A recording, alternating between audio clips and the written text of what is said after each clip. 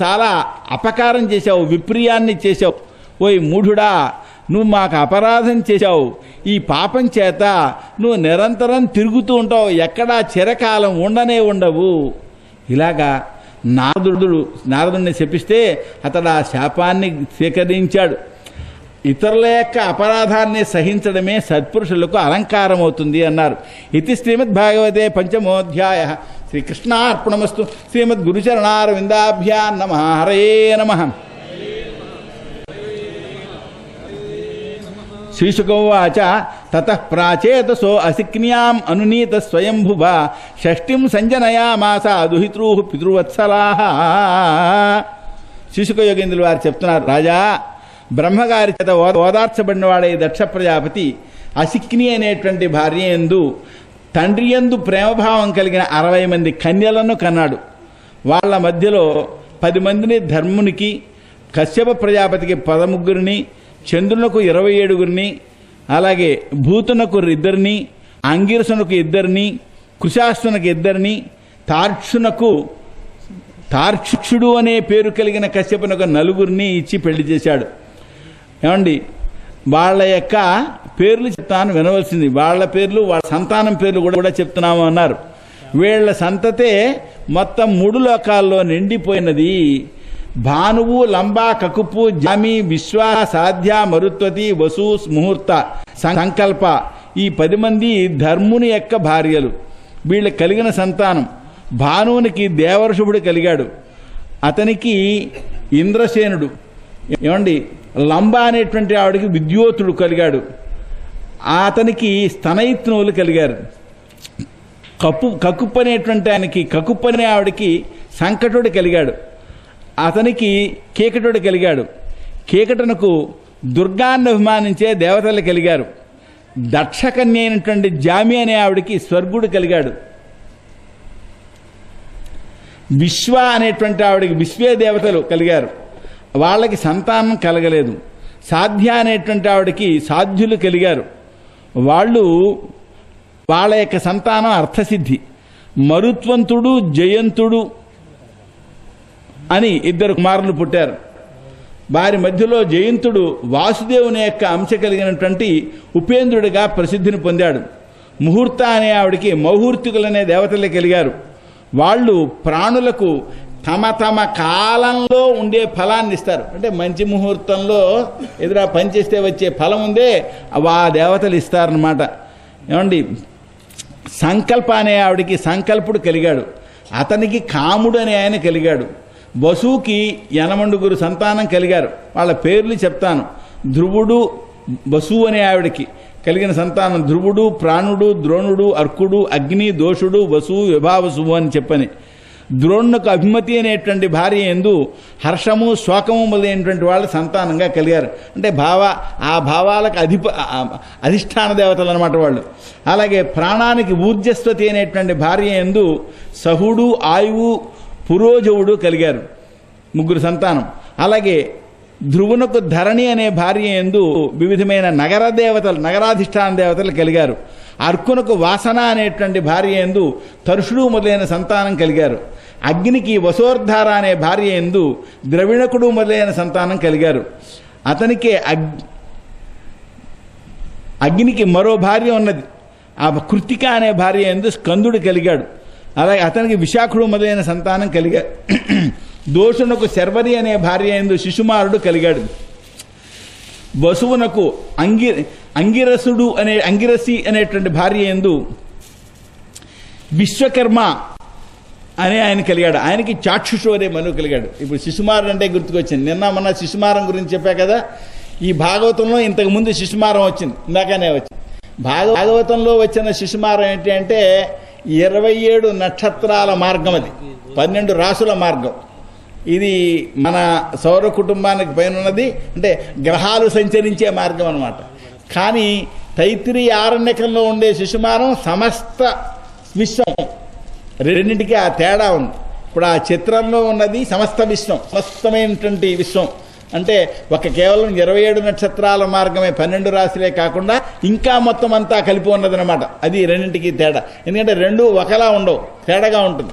భాగవతంలో ఉన్నది 27 నక్షత్రాలకు మాత్రమే పరిమితం నక్షత్ర మార్గం. అందుకే అది ఎలా ఉంటుంది, ఇలా ఉంటుంది ఏమండి.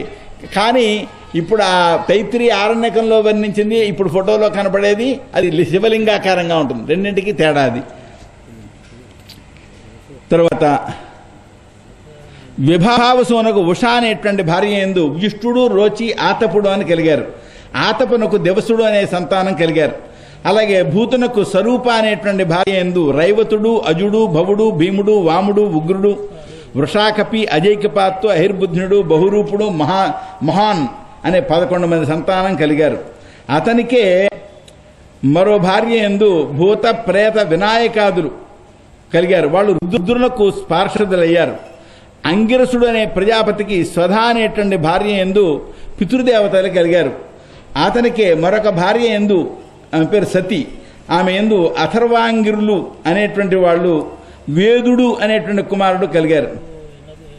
అథర్వాంగిరుసులు అనేటువంటి వేదరూప కుమారులు కలిగారు. అంటే అథర్వణ వేదం అన్నమాట. అథర్వణ వేదాన్ని వాళ్లే దర్శించారు. ఏమండి, కృశాశ్వనకు అర్చి అనేటటువంటి భార్య యందు ధూమ్రకేశుడు కలిగాడు. మరో భార్య ధిషణ, ఆమె యందు దేవలుడు, వయునుడు, మనువు అనేటువంటి సంతానం కలిగారు. తార్క్షునకు వినత, కద్రువ, పతంగి, యామినే 4 భార్యలు. వారిలో పతంగి పక్షులను కన్నది, యామిని శలభాలని కన్నది, వినత గరుడుని, అరుణుణ్ణి కన్నది.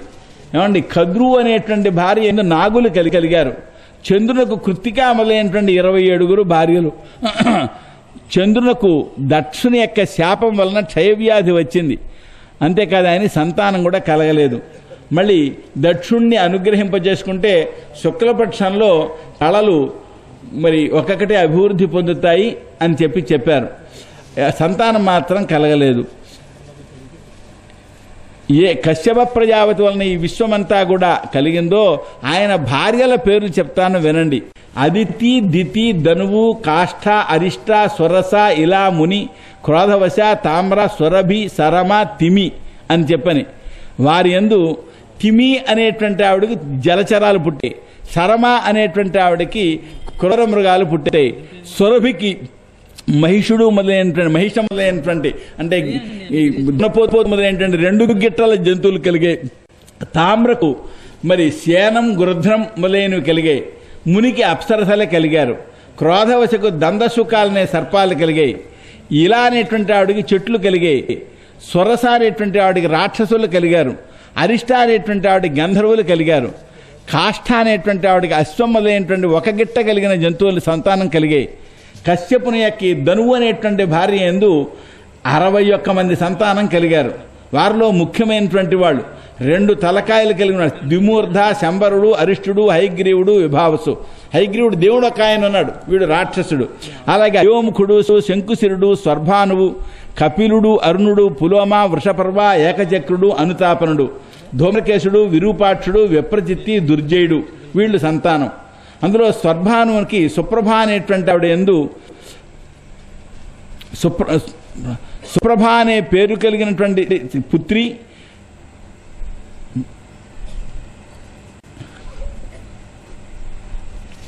స్వర్భానువుకి సుప్రభ అనే అమ్మాయి కలిగింది. ఆమెను నముచి పెళ్ళాడు.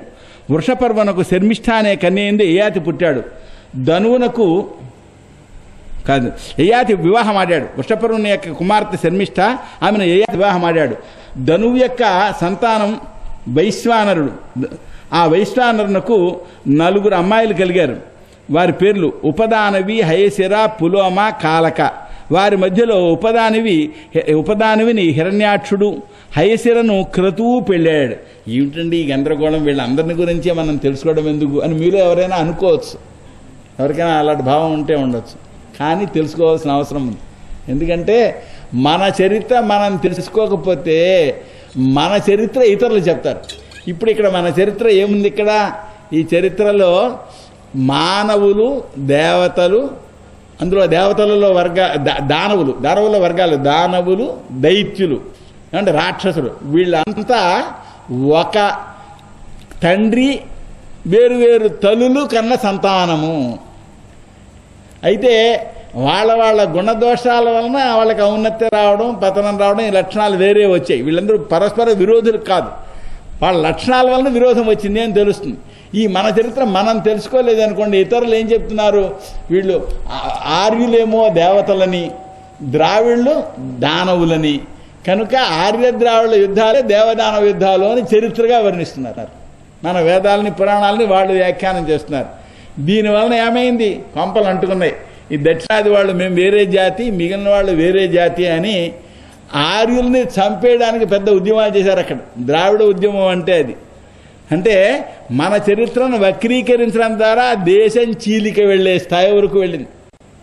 చూసారా, రాముణ్ణి వీధిలో చెప్పులు దండ వేసి ఊరేగించే స్థితి వచ్చింది. రామలీల బదులు రావణలీల జరిగింది మద్రాసులో. ఏమిటంతా మన చరిత్ర మనకి తెలియపడం. ఈ చరిత్ర తెలుసుకుంటే ఇంత దుర్మార్గం జరుగుతుందా చెప్పండి. కనుక మన చరిత్ర కూడా మనం తెలుసుకోవాలి ఏమండి.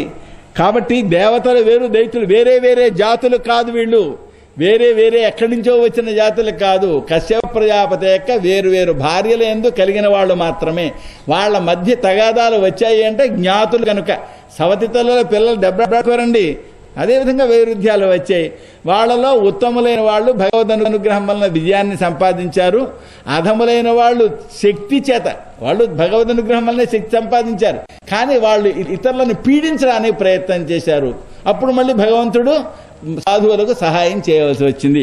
ఇది దీని యొక్క సారాంశం. కనుక విషయం తెలుసుకోవాల్సిన అవసరం ఉన్నది ఏమండి. తరువాత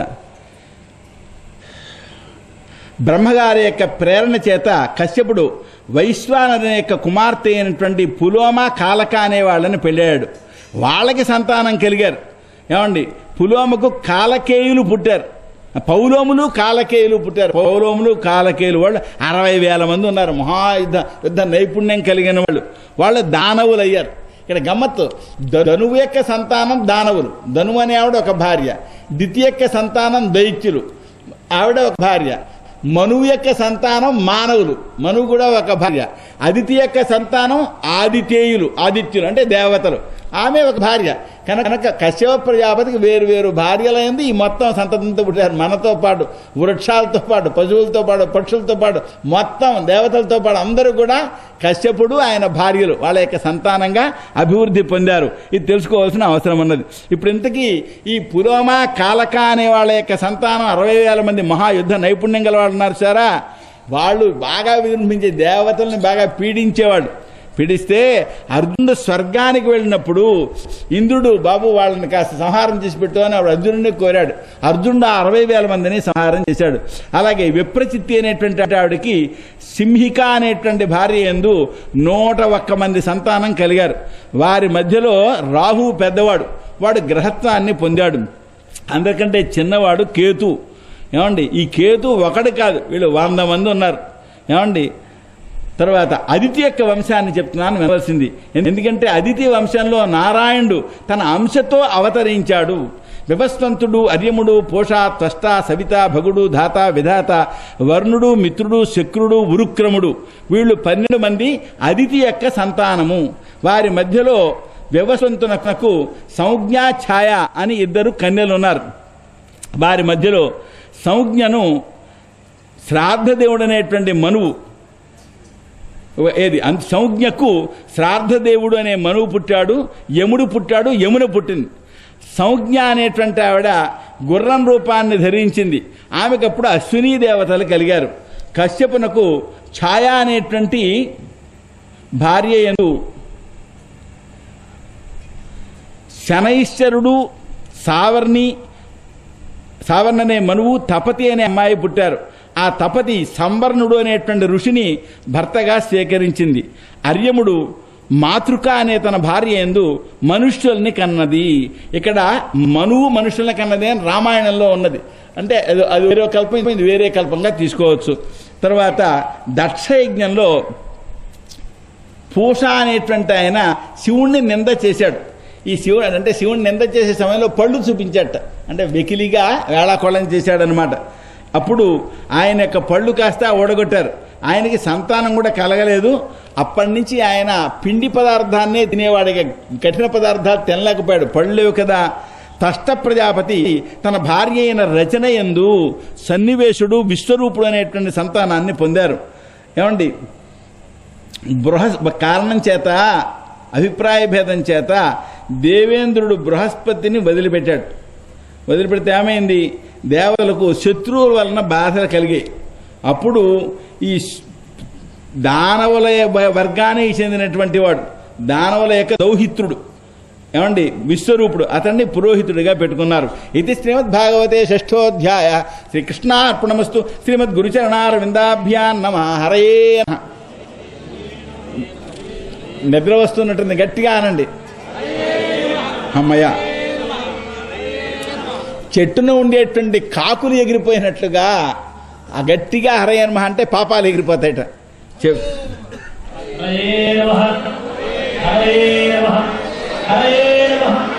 రాజోవాచ కస్య హేతో పరిత్యక్త ఆచార్యేణ ఆత్మనస్సురాః ఏతదాచక్ష భగవన్ శిష్యాణాం అక్రమం గురోవు. మహానుభావుడు రాజుగారు అడుగుతున్నాడు, అయ్యా గురువుగారు, ఏ హేతు చేత బృహస్పతి దేవతలను వదిలి వెళ్ళవలసి వచ్చింది? దేవతలు ఆయనకు చేసిన అపరాధం ఏమిటి?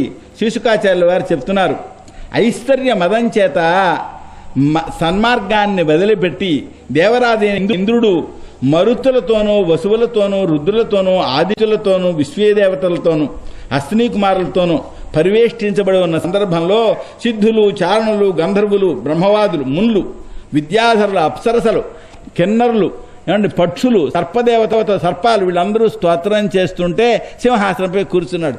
కొందరిలో విచిత్రమైన లక్షణం ఉంటుందండి. విడిగా ఉన్నప్పుడు చాలా వినయంగా ఆదరంగా ఉంటారు. 10 మంది ఉన్నారు కూడా బిర్రబిగిసిపోతారు. ఏమిటో వాళ్ళు ఏదో గొప్ప వాళ్ళు అయిపోయినట్టుగా ఉండాలని. ఏమిటో ఆ లక్షణం. అక్కడ దేవేంద్రుడికి ఆ క్షణంలో ఆ లక్షణం వచ్చిందనమాట. ఏమండి, తెల్లటి ఛత్రం పట్టుకున్నారు, చంద్రమండలం వంటి ఛత్రం, అటు ఇటు చామరాలతో విసురుతున్నారు. సింహాసనంపై పక్కన భార్య కూడా కూర్చుని ఉన్నది. ఏమండి, దేవరాజు, దేవతలు ఆయన అనుకున్నాడు. ఆ సమయంలో బృహస్పతి వచ్చాడు. ఏమండి, బృహస్పతిని ఎదురుగుండా వచ్చినా సరే ఆయన గురువు గారు ఎదురేగాలి, ఆయనకి ఆసనం చూపివ్వాలి, అభినందించాలి మొదలైన పనులు చేయలేదు. సరికదా, సభకి వచ్చినటువంటి గురువుని చూచి కూడా అసలు ఆసనా నుండి లేవనే లేదు. ఈ విధంగా ఐశ్వర్య మదం చేత ఆవేశింపబడినటువంటి ఆ ఇంద్రుణ్ణి చూసి బృహస్పతి మౌనంగా తన ఇంటికి వెళ్ళిపోయినాడు. ఇలాగా గురువు గారికి అవమానం జరిగిందని దేవేంద్రుడు గ్రహించాడు. అప్పుడు తనను తాను నిందించుకున్నాడు. అయ్యో, నేను చాలా తప్పు పని చేశాను. ఐశ్వర్య మదం చేత సభయందు గురుని అవమానం చేశాను. ఏ విద్వాంసుడు 3 లోకాలకి అధిపతి అయినా, ఏమండి, మరి సంపదను పొందాలి అంటే ఇలాంటి పని చేయవచ్చా? నేను సంపద చేత దివ్యాధిపుణ్యనే భావం చేత ఆసుర లక్షణాన్ని పొందాను. అయ్యో, ఆచార్యులు ఇలా చెప్తారు. ఏమనంటే, రాజు ఎప్పుడూ తన యొక్క ఆసనా నుండి లేవకూడదు అని. ఇది నిజం కాదు, ఇది ధర్మం కాదు. అలా చెప్పేవాళ్లకు ధర్మం తెలియదు.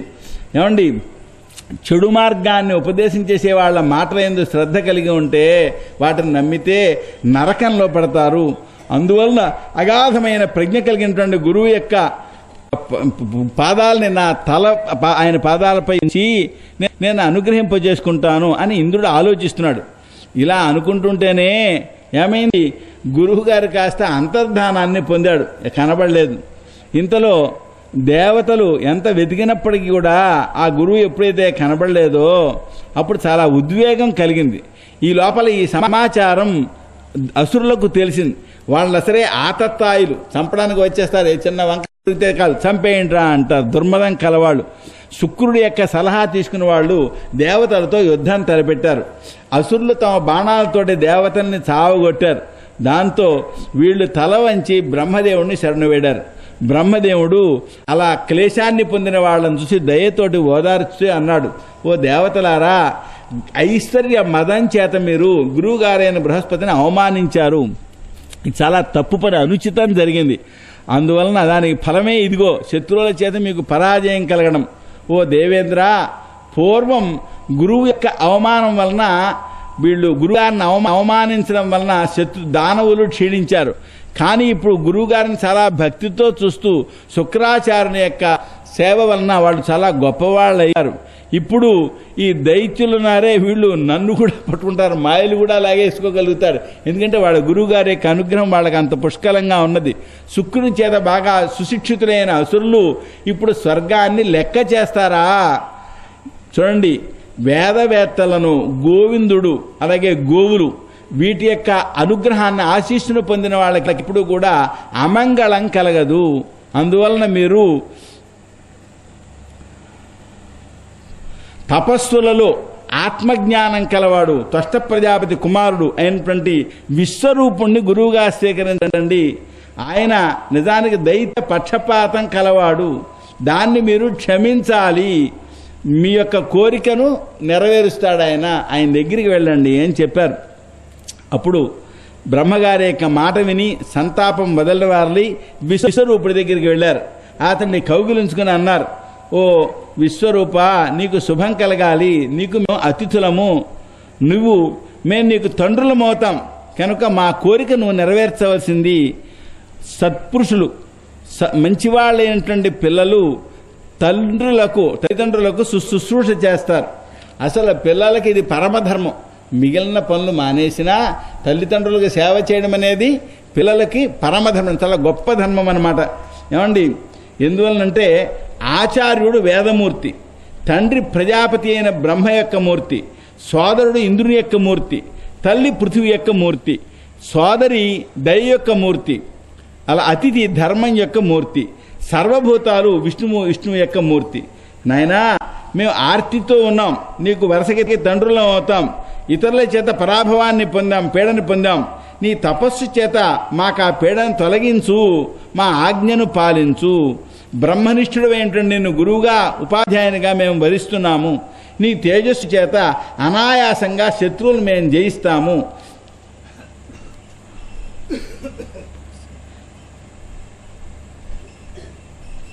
ఇప్పుడు అవసరం వచ్చినప్పుడు లోకంలో జనం మరి బాగా ఆలోచనలోను మిగిలిన విషయాల్లోనూ నిపుణుడైనటువంటి వాడు చిన్నపిల్లవాడైనా అతన్ని గురువుగా స్వీకరించి నమస్కారం చేయడం తప్పు కాదంటారు. ఏమండి, ఒక వేదాల విషయంలో తప్ప వయస్సు అనేది జ్యేష్ఠత్వానికి అంటే పెద్దతనానికి కారణం కాదు. ఏమండి, అంటే విద్యా విషయం కాక ఇతర విషయాల్లో వయసులో పెద్దవాడిని గౌరవిస్తారు. విద్యా విషయంలో, వేద విషయంలో, మంత్రాల విషయంలో వాడు పెద్దవాడా చిన్నవాడా అని ఆలోచించక్కర్లేదు. అందువలన మాకు మంత్రాన్ని ఇచ్చి నువ్వు మాకు పెద్దవాడివై మా గౌరవాన్ని పొందు అని ఇలాగా స్వరగణాలన్నీ కూడా పౌరోహిత్యం చేయమని ప్రార్థిస్తే గొప్ప తపస్వి అయిన విశ్వరూపుడు మధురమైన వాక్కుతో వాళ్లతో ఇలా అన్నాడు, ధర్మాత్ములైనటువంటి పురుషులు పౌరోహిత్యాన్ని మెచ్చుకోరు, అది నిందిస్తారు. ఎందుకంటే వాళ్ళని శిష్యులుగా స్వీకరిస్తే వాళ్ళు చేసిన పాపాల్లో ఇతనికి భాగం వస్తూ ఉంటుంది. అయినప్పటికీ మీరు లోకేశ్వరులు వచ్చి కోరారు, నా వంటి వాడు, నిజానికి మీకు శిష్యప్రాయుడిని నేను ఎలా తిరస్కరించను? గురువులను అనుసరించడమే శిష్యులకు పరమధర్మము, అదే స్వార్థాన్ని ప్రయోజనాన్ని కలిగించేది. మేమా ధనహీనులము, తపస్సులము, శిలోంచనం చేసుకుంటూ జీవించేస్తుంటాం, అదే మాకు ధనము. కాబట్టి నిజమైన పౌరోహిత్యం నాకే స్వీకరించాలని లేదు, నేను ఎలా స్వీకరించగలను? ఎందుకంటే దీనివలన దుర్బుద్ధి అయిన పురుషుడు సంతోషిస్తాడు. నేను వాళ్ళ పెద్ద కుటుంబాలు, వాళ్ళ సంపన్నులు, వాళ్ళకి పౌరోహిత్యం చేస్తే నాకు డబ్బు వస్తుంది అని సంతోషిస్తాడు. కానీ మంచి ఆచరణ కౌరేటువంటి వాడు దానికి ఏం సంతోషపడడు. అయినా సరే మీరు అన్నదానికి నేను సమాధానం ఎదురు చెప్పకూడదు, అంతేకాదు నా ప్రాణాలు అర్పించైనా మీ కోరిక తీరుస్తాను అని ఇచ్చాడు ఆయన మాట. ఇలాగా దేవతల కోసం ఆయన ప్రతిజ్ఞ చేసి ఆ విశ్వరూపుడు పౌరోహిత్యాన్ని చేశాడు. ఇలా చేసి ఏం చేశాడు, శుక్రుని యొక్క విద్యాబలం చేత గుప్తంగా ఉండేటువంటి ఆ దైత్యుల యొక్క సంపదను తన వైష్ణవీ విద్య చేత ఆకర్షించి మళ్ళీ దేవేంద్రుడి సంపదను దేవేంద్రుడికి ఇచ్చాడు. ఆ విద్య చేత రక్షితుడై ఇంద్రుడు దైత్యసేనను ఓడించాడు. ఆ విద్యను విశ్వరూపుడు ఇంద్రుడికి ఉపదేశం చేశాడు. ఇది శ్రీమద్భాగవతే సప్తమోధ్యాయ. శ్రీకృష్ణార్పణమస్తు. శ్రీమద్ గురుచరణారవిందాభ్యాం నమః. హరయే నమః. రాజోవాచ యయా గుప్త సహస్రాక్ష సబాహాన్ రిపుసైనికాన్ క్రీడన్నివ వినిర్జిత్య త్రిలోక్య బుభుజే శ్రియం. రాజుగారు అడుగుతున్నారు, అయ్యా గురువుగారు, నారాయణ కవచంచేత సురక్షితుడైనటువంటి ఇంద్రుడు శత్రువులను ఓడించి 3 లోకాల సంపదను కూడా అనుభవించాడు. ఓ భగవంతుడైన శుకుడా, నారాయణ కవచాన్ని నాకు చెప్పవలసింది. అప్పుడు శీసుకాచార్యులు వారు చెప్పారు, రాజా, అడిగినటువంటి మహేంద్రునకు విశ్వరూపుడు నారాయణ కవచాన్ని చెప్పాడు. దాన్ని ఏకాగ్ర బుద్ధితో వినవలసింది.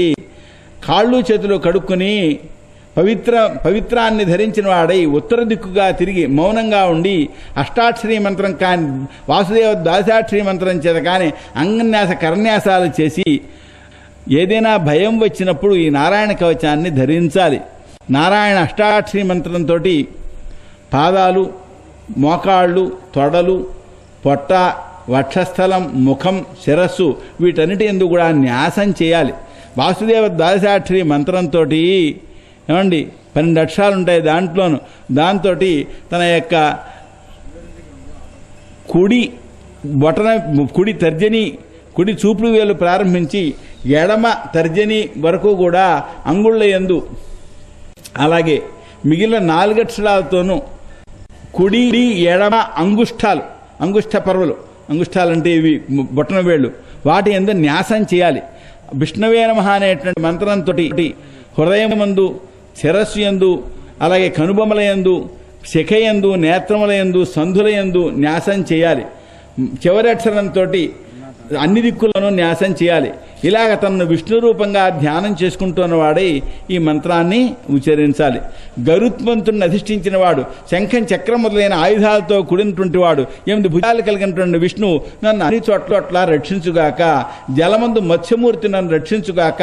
వామనుడైనటువంటి వామన భగవానుడు నన్ను స్థలమందు రక్షించుగాక. ఆకాశమందు త్రివిక్రముడు నన్ను రక్షించుగాక. వనం మొదలైన దుర్గమ స్థానాల్లో నృసింహుడు నన్ను రక్షించుగాక. ఆయన గర్జనను విని మరి రాక్షస స్త్రీల గర్భాలు కూడా పడిపోతూ ఉండేవి. అలాగే మార్గమందు వరాహస్వామి, కొండ శిఖరమందు పరశురాముడు, ప్రయాణ సమయంలో, ప్రవాస కాలంలో, ఇంటి నుంచి దూరంగా ప్రయాణంలో ఉన్న సమయంలో భరతాగ్రజుడైన రాముడు రక్షించుగాక. ఉగ్రమైనటువంటి ధర్మాన్ని నుండి నారాయణుడు రక్షించాలి. గర్వాన్ని నుండి నరుడు రక్షించాలి. యోగభ్రంశా నుండి అంటే యోగ మార్గా నుండి భ్రష్టతను పొందకుండా దత్తాత్రేయుడు రక్షించాలి. కర్మబంధా నుండి కపిలుడు నన్ను రక్షించాలి. మన్మధుడి నుండి సనత్ కుమారుడు రక్షించాలి. మార్గంలో మరి అలాగే దేవతల యొక్క అవమానం చేయకుండా హయగ్రీవుడు నన్ను రక్షించాలి. నరకా నుండి భగవంతుడైన కూర్మావతారం నన్ను రక్షించాలి. చెడు ఆహారం దోషా నుండి ధన్వంతరు రక్షించాలి. చలి వేడి మొదలైన ద్వంద్వాల నుండి వృషభావతారం రక్షించాలి. ఇతర జనులను నిందించుట అనే దోషా నుండి లేదా వాళ్ళ నుండి అపవాదం వచ్చే దోషా నుండి యజ్ఞపురుషుడు రక్షించాలి. కాలా నుండి బలభద్రుడు రక్షించాలి. సర్పాల నుండి ఆదిశేషుడు రక్షించాలి. అజ్ఞానా నుండి వ్యాసుడు రక్షించాలి. మరి అధర్మ మార్గం, అధర్మ మతాల నుండి మరి బుద్ధుడు రక్షించాలి. అది కూడా ఉందండో. ఎందుకు ఇప్పుడు తెలియకుండా కొందరు చిన్న చిన్న విషయాల్లో ధర్మ మార్గాన్ని వదిలి వేరే సంప్రదాయాలు స్వీకరిస్తున్నారు. ఒక ఆయన భార్యకి అనారోగ్యాలు చేసి ఎవరో వచ్చి మేము ప్రార్థన చేస్తాం నీకు అనారోగ్యం తగ్గుతుంది అంటే ప్రార్థన చేశారట. అనారోగ్యం తగ్గింది అంటూ ఆ మతంలోకి మారాడు. నిజంగా అలాగా ప్రార్థన చేయడం వలన అలా మతాలు మరి అనారోగ్యం తగిలిపోతే అన్ని హాస్పిటల్స్ నడపవలసిన అవసరమే ఉందండి. ఎన్నున్నాయి ఇప్పుడు హాస్పిటల్స్. ఈ హాస్పిటల్స్ ఎందుకు నడుస్తున్నాయి? ఇన్ని మందులు ఎలా తయారవుతున్నాయి? ఇంత కేవలం ప్రార్థన వలన తగ్గిపోతేనే నడుస్తున్నాయి ఏంటి? ప్రత్యేకించి వేరే విదేశీయ హాస్పిటల్స్ కూడా నడుస్తున్నాయి కదా. వాళ్ళే ఆ కంపెనీలు వాళ్ళే ఆ మతాల వాళ్ళే నిర్వహిస్తున్నారు కదా. అంటే ప్రార్థన వలన తగ్గదని చెప్పడం నా అభిప్రాయం కాదు. ప్రార్థన వలన భగవంతుడిని ప్రార్థన చేయడం వలన తగ్గుతుంది, ఏం సందేహం లేదు. అయితే ఆ ప్రార్థన మనమే చేయొచ్చు కదా. అది ఆ మతంలో ఆ ప్రార్థన వాళ్ళు చేస్తే మాత్రమే తగ్గుతుంది అనే ధోరణి సరే చాలా ప్రమాదకరమైన ధోరణి. మీకు ఒక్క మాట చెప్తాను, సందర్భం వచ్చింది కనుక. ఇప్పుడు బంగ్లాదేశ్ దగ్గరికి వచ్చారు పాకిస్తానీలు. బంగ్లాదేశ్ పాకిస్తాన్ రెండు ఒకటిగా ఉండేవి కదా. ఈ ఒకటిగా ఉండే కాలంలో ఏం చేశారు, మొత్తం దేశంలో ప్రధానమైన పదవులన్నీ కూడా పాకిస్తాన్ వాళ్ళకే ఇచ్చుకునేవాళ్ళు. ఇక్కడ ఈ బంగ్లాదేశ్ వాళ్ళు వీళ్ళేంటిట మతం మారిన వాళ్ళట. అంటే సహజంగా మొదటి నుంచి ఆ మతం వాళ్ళు కాదనమాట. ఆ కారణంగా వాళ్ళకి అధికారం ఉండకూడదు అని బంగ్లాదేశ్ని తొక్కిపడడానికి ప్రయత్నించారు. అప్పుడే తిరుగుబాటు వచ్చింది, పెద్ద గందరగోళమైంది. అంటే మతం మారినప్పటికీ కూడా అణిగిపడి ఉండడానికి మతం మారడం తప్ప ఏదో అభివృద్ధిని పొందడానికి మతం మారడం కాదు అని దీనివల్ల తెలుస్తుంది.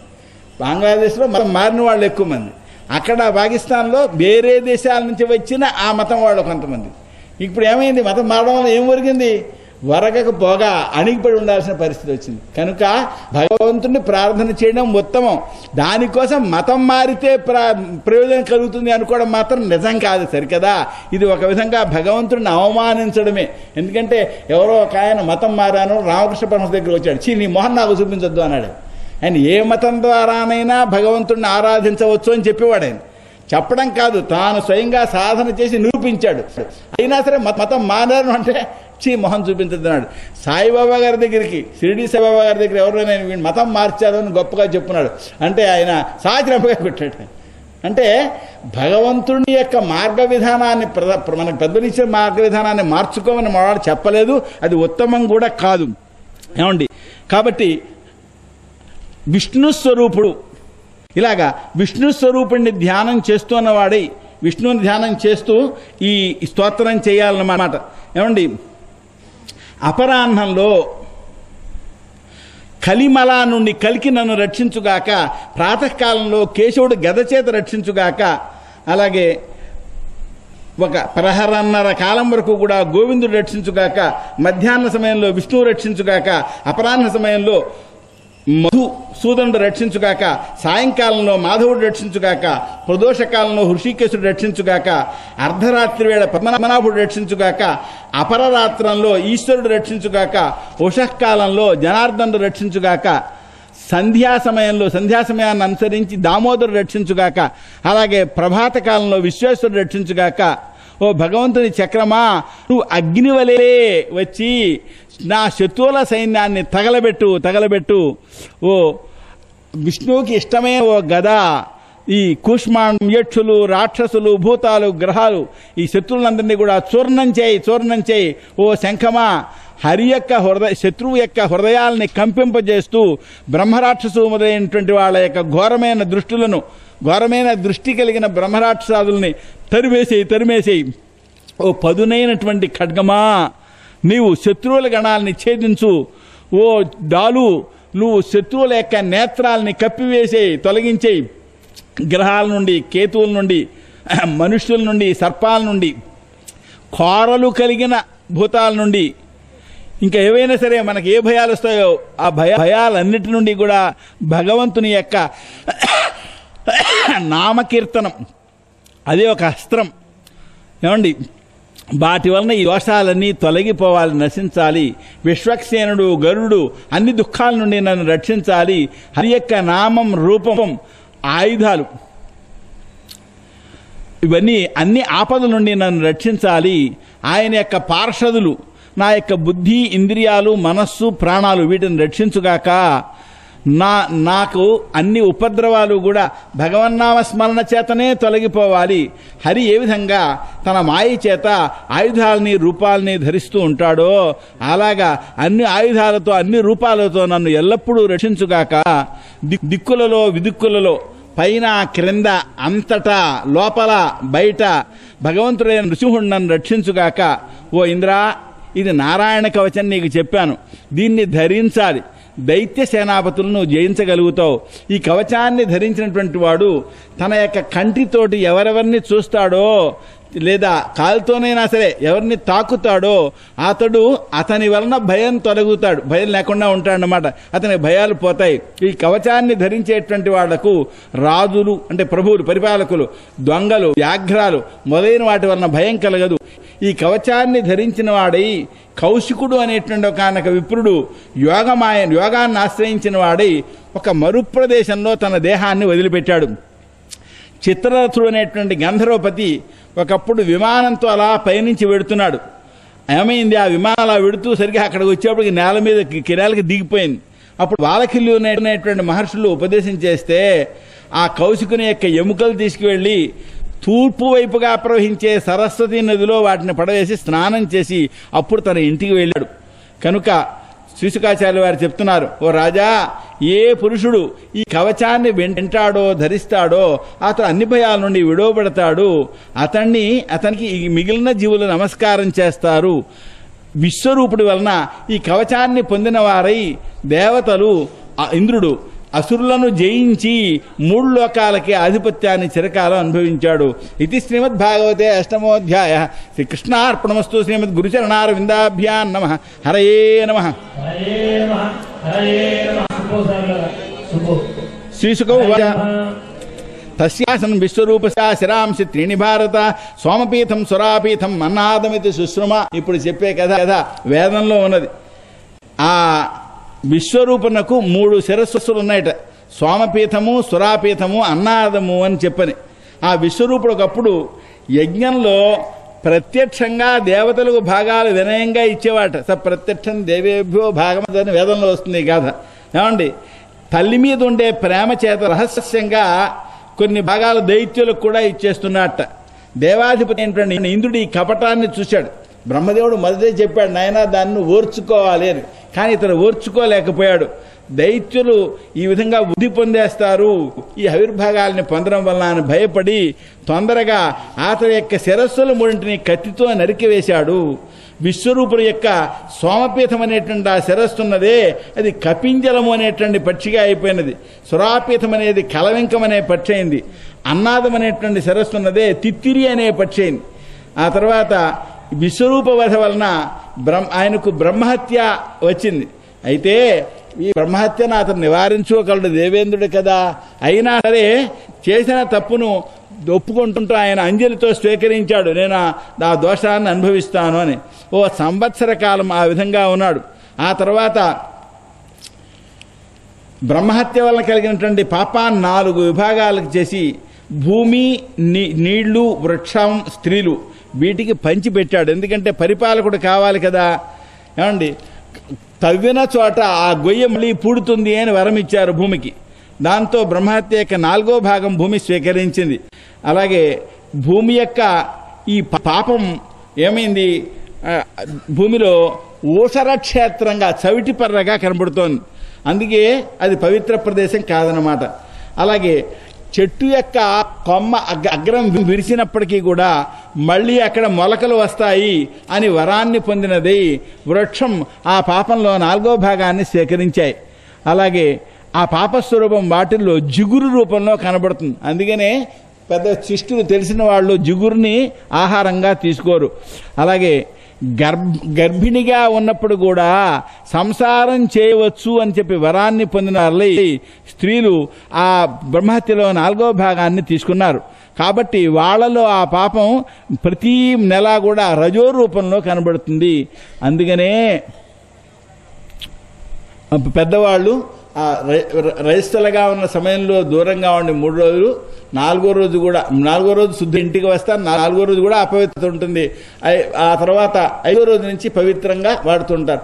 అలా ఆ రజోదోషమే కనుక ఇంట్లో ఉన్నట్లయితే, అంటే ఆ ఇంట్లో కలిపేసుకున్నట్లయితే ఈ పూజలో అవి ఏం ఫలించవు, అపవిత్రత ఆవరిస్తుంది.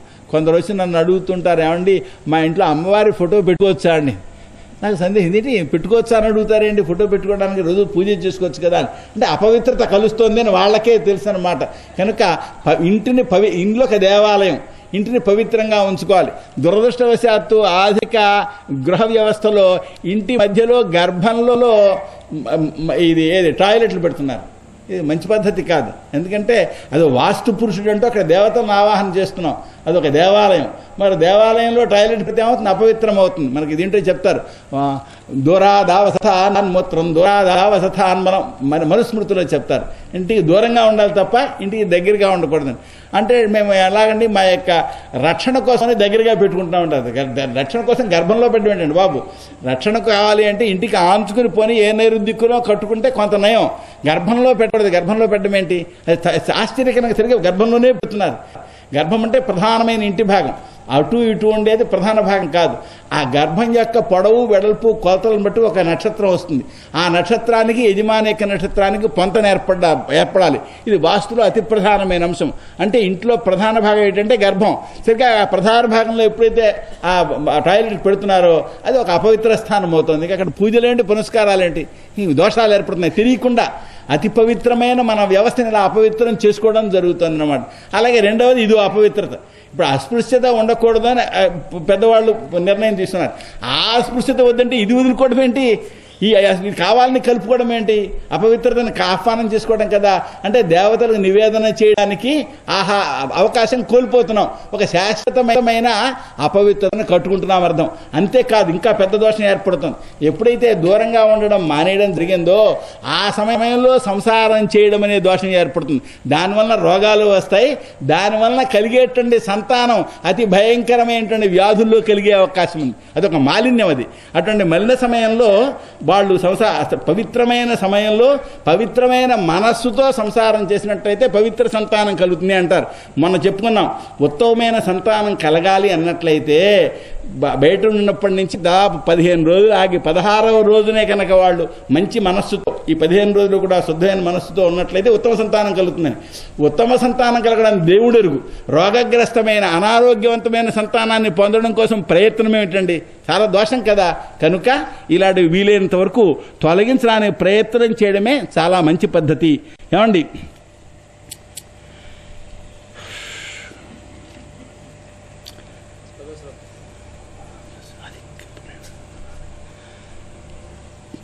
నీళ్లను కలిపినట్లయితే పాలు మొదలైనవి వృద్ధి పొందుతాయట. ఆ విధంగా వరం కోరుకునేట నీళ్లు. అందువలన బ్రహ్మహత్యలో 4వ భాగాన్ని నీళ్లు కూడా స్వీకరించాయి. నీటిలో ఆ పాపం ఎలా ఉంటుంది, నొరగలు అలాగే మరి బుడగలు ఈ రూపంతో ఉంటుంది. కనుక నొరగలతో బుడగలతో కూడిన నీరు తాకూడదు, ఆచమనానికి పనికిరాదు, దోషం అన్నమాట అది. అలాగే పుత్రనాశాన్ని విన్నవాడి విశ్వరూపుని యొక్క తండ్రి ఏంటంటే తష్ట ప్రజాపతి హోమం చేశాడు. ఇంద్రుని యొక్క శత్రువు అయిన వాడా వృద్ధిని పొందు, శత్రువుని సంహారం చెయ్యని. ఇది పెద్ద సమస్య. ఇప్పుడు మంత్రాలని కూడా గాయత్రి మంత్రంతో సైతంగా రింగుగా పెట్టుకుని జనం ఆనందిస్తున్నారు, స్వరాన్ని తొలగించేసి రింగ్ టోన్. దీనివల్ల వచ్చే ప్రమాదం ఏంటి, స్వరరహితంగానే కనుక మంత్రాన్ని ఉచ్చరించినట్లయితే దానివల్ల దోషం ఏర్పడుతుంది. ఎటువంటి దోషం ఏర్పడుతుంది, దానికి ఏ అర్థం ఉన్నదో దానికి విరుద్ధమైన అర్థాలు వస్తాయి. అదే ఈ గాథ. ఇతడు మంత్రం ఉచ్చరిస్తున్నాడు, వేదంలో ఉంది ఇంత మంత్రం, ఇంద్రశత్రువర్ధస్వ, ఇంద్రుని యొక్క శత్రువైన వాడా వృద్ధిని పొందు అని. ఇక్కడ ఇంద్రుని యొక్క శత్రువైన వాడా అనే పదంలో 2 అర్థాలు వస్తాయట. ఇంద్రుని చేత చంపబడేవాడా, ఇంద్రుని చంపేవాడా. ఇతడు స్వరభేదం చేయడం వలన, ఒక స్వరాన్ని బదులు మరో స్వరాన్ని ఉచ్చరించడం వలన ఇంద్రుని చంపేవాడా అనే అర్థానికి బదులు ఇంద్రుని చేత చంపబడేవాడా వృద్ధిని పొందు అని చెప్పి పలికినట్టు అయింది. ఫలితంగా ఏమైంది, వృద్ధిని పొందాడు. అతను వృత్రాసురుడు పుట్టాడు, గొప్పవాడు, చాలా శక్తివంతుడయ్యాడు. కానీ ఇంద్రుని చేతిలో చంపబడేవాడయ్యాడు. ఇది స్వర మంత్రానికి స్వరం తేడాగా చెప్పిన దోషం. కనుక దయచేసి ఎవరైనా గాయత్రి మంత్రం అంటే మంత్రాలు ఏదైనా రింగ్ టోన్గా పెట్టుకుంటే వెంటనే తీసేయండి. మంత్రం అది మననం చేసి జపించదగింది గురుముఖత తప్ప అది సంకీర్తన చేసేది కాదు. నామం సంకీర్తన చేయాలి, హాయిగా నోరారా సంకీర్తన చేయవద్దు. శ్రీకృష్ణ గోవింద హరే మురారే హే నాథ నారాయణ వాసుదేవ అని నోరారా పిలుచుకోవచ్చు నామాలు. శంకరాచార్యుల వారు కూడా నామాలు రాశారు సంకీర్తన చేయడం కోసం అని చెప్పని. మరి అంతేకాదు, మహానుభావులు ఎందరో రాశారు, మనకి నామాలు బోర్డులు ఉన్నాయి. ఆ వేల కొలది ఉండేటువంటి నామాలను వదిలేసి మననం చేయవలసిన మహామంత్రాలని ప్రచారం చేసుకుంటే ఏమవుతుంది, సరయుక్తంగా పలకవలసిన దాన్ని, అర్థవంతంగా పలకవలసిన దాన్ని సరిగా పలకనందువలన వచ్చే దోషం ఏర్పడి పుణ్యం రావడానికి బదులు పాపం వస్తుంది, లాభం పొందడానికి బదులు నష్టం వస్తుంది. ఇది ఏమాత్రం శాస్త్ర ప్రకారం మంచిది కాదు. మహాయోగి ఏంటంటే సదాశివ బ్రహ్మేంద్రుల వారు మంత్రాన్ని గురించి ఏదో మాట్లాడుతున్నారని యోగశాస్త్రానికి వ్యాఖ్యానం రాస్తూ అని ఈ గురుముఖత విని రహస్యంగా ఉంచదగిన మంత్రాల రహస్యాలని చెప్పడం ఎందుకు, ఇవి చెప్పకూడదు అని వెంటనే ఆపేశారు ఆయన. చాలా చిన్న విషయం అనుకున్నాను నేను మంత్రశాస్త్రంలో. ఏమిటది, ఏ మంత్రం పుంలింగ మంత్రం, ఏది స్త్రీలింగ మంత్రం, ఏది నపుంసకలింగ మంత్రం, ఏదో చెప్పబోతున్నారని ఈ మంత్ర రహస్యాలని చెప్పడం ఇది పాపం వద్దు అని వెంటనే ఆపేశారు ఆయన. అంత మహాయోగి, సాక్షాత్తు బ్రహ్మదర్శనాన్ని పొందినవాడు ఆయన. కనుక మంత్రం అనేది మననం చేయడానికే తప్ప సంకీర్తన చేయడానికి కాదు. కనుక దాన్ని సంకీర్తన చేయడం వంటి విధంగా ఉపయోగించడం శాస్త్రీయం కాదు, దానివలన శుభం కలగదు. ఏమండి, ఇతడు హోమం చేశాడు, దక్షిణాగ్నిలో హోమం చేసేటప్పటికి యమధర్మరాజులాగా అతి భయంకరమైనటువంటి పురుషుడు ఒకడు బయటికి లేచాడు. అతడు సంధ్యాకాలంలో ఉండేటువంటి మేఘం వంటి ఆకారంతో మహాతేజస్వంతుడిగా ఉన్నాడు ఆయన. మొట్టమొదట చిన్న రూపంలో ఉండే అతడు ఒక బాణం ఎంత ఉంటుందో అంతంత పెరుగుతున్నాడు. ఎలా ఉన్నాడు? తగలబెట్టిన పర్వతంలాగా నల్లటి ఆకారంతో పెద్ద వృద్ధిని పొందాడు. అతని యొక్క జుట్టు ఎలా ఉందంటే కాల్చిన రాగి వలె ఉన్నది. మధ్యాహ్న సూర్యుడిలాగా కళ్ళు చాలా ఉగ్రంగా ఉన్నాయి. దైప్యమానమైనటువంటి 3 శిఖలు కలిగినటువంటి శూలాన్ని ధరించాడు. ఆకాశం, భూమి ఏమండి ఇదంతా కూడా వ్యాపించి నాట్యం చేస్తున్నాడు అన్నట్టుగా ఉన్నాడు. గర్జిస్తున్నాడు. పాదం వేసేటప్పటికి భూమి కంపించిపోతోంది. పర్వతాలు